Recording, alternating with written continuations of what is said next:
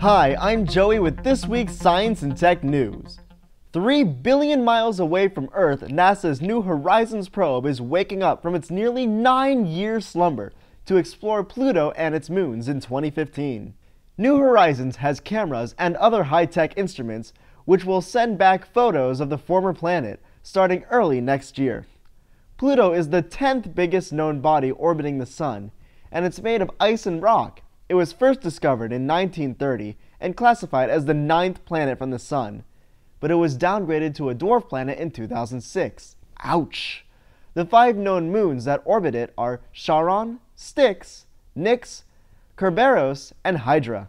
All ships ready for work. Set course for Vulcan. Aye, aye, Captain. Course laid in. Maximum warp. Punch it. Who needs a space probe when you have the world's largest telescope? Construction has officially been approved for the simply named European Extremely Large Telescope, or the EELT.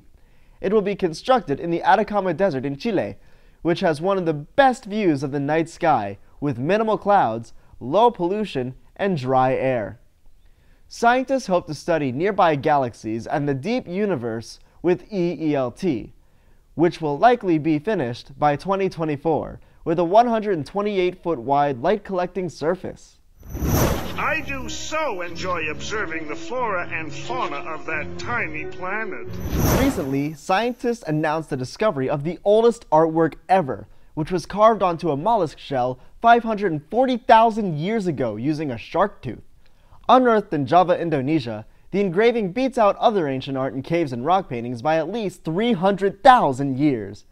Scientists believe it was carved onto the freshwater fossil by an extinct species of man called Homo erectus, meaning upright man in Latin. Homo erectus is an ancestor of modern man, Homo sapiens, which means wise man in Latin.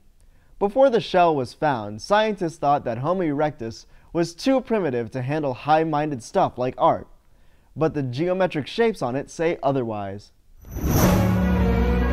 You wouldn't have a match. Any chance, would you?